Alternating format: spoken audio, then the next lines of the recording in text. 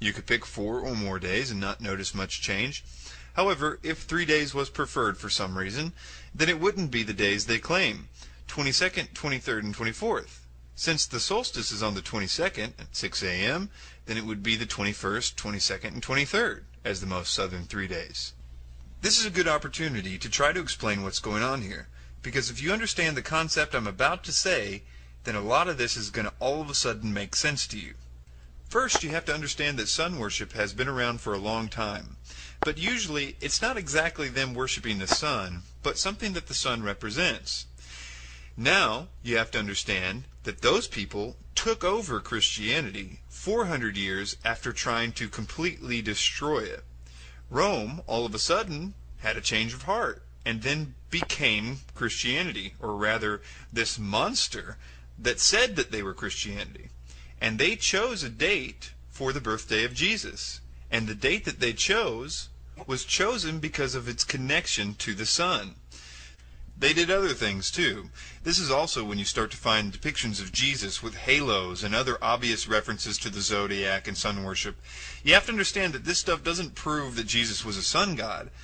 It only proves that sun worshippers were paying artists to depict Jesus more to their liking. There's a lot more to talk about this astrotheology, but we'll save that for other parts.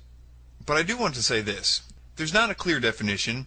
I know that Acharya S. on a recent movie has alluded to the fact that the reason that there's no Wikipedia entry for astrotheology is because of censorship, because it's somehow the theology no one wants you to know about. Well, I'll suggest that the reason that there's no Wikipedia entry is because there's no information on it. I would think that the Wikipedia entry would go something like this.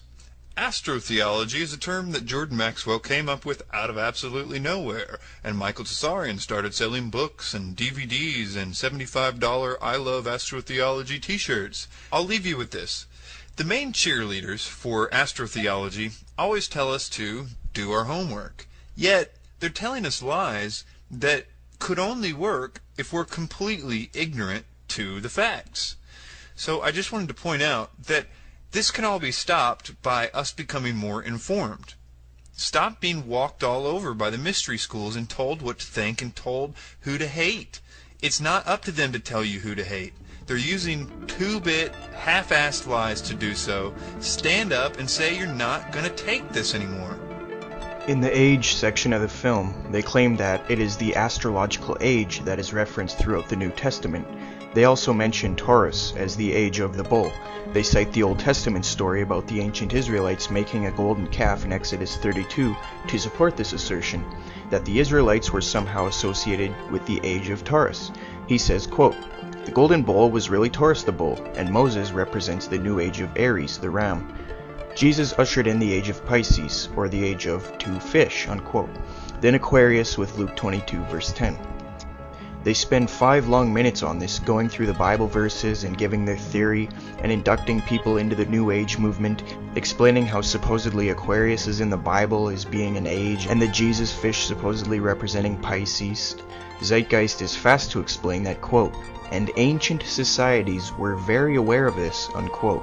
They make sure to say that because their whole theory and that whole 5 minutes hinges on the idea that the ancients acknowledged the astronomical concept they refer to. If it turns out that this age concept is a modern concept, their whole theory falls apart, and that whole 5 minutes was a big waste of time. As Dr. Noel Swerdlow, the professor of astronomy and astrophysics at the University of Chicago, and who received the MacArthur Foundation Fellowship, often referred to as the Genius Grant, remarks, quote, "The modern ideas about the age of Pisces or the age of Aquarius are based upon the location of the vernal equinox in the regions of the stars of those constellations.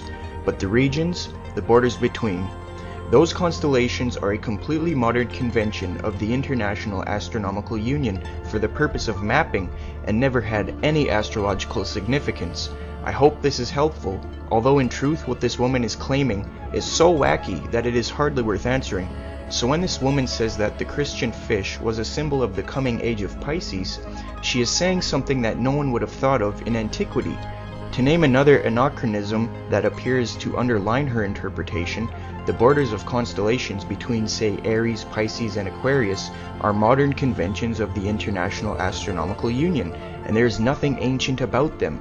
Ancient astrologers did not use Norton's star atlas or anything else that drew arbitrary lines between sidereal constellations. The location of the equinox among one or another zodiacal constellation, as the so-called Age of Aquarius or Age of Pisces, is something of concern to modern astrology, but is never mentioned as significant in ancient astrology. It is simply anachronistic to believe that what is important to 20th century astrology was of importance to ancient astrology, unquote. This means Zeitgeist's argumentation regarding the various astrological ages is irrelevant.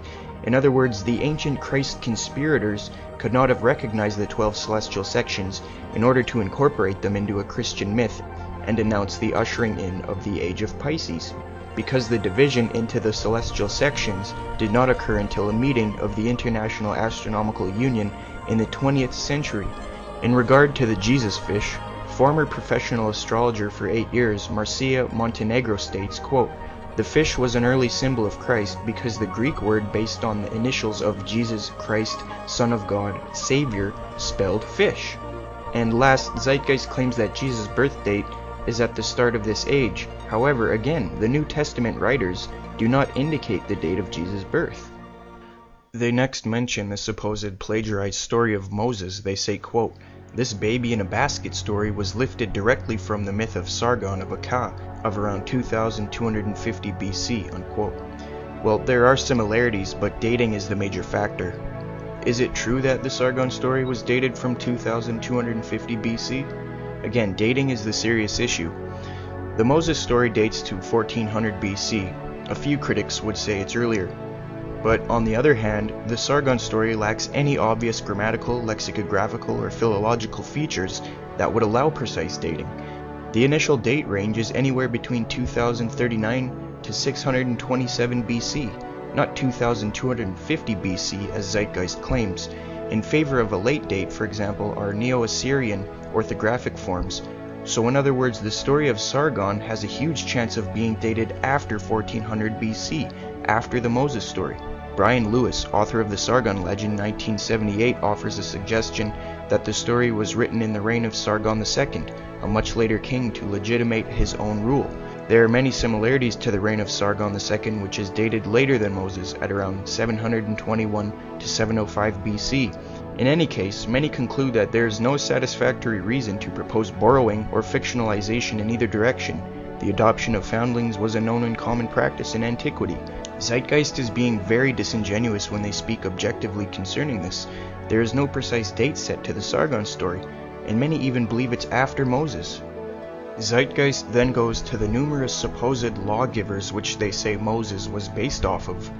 They claim Manu, Minos, and Meses were lawgivers similar to Moses.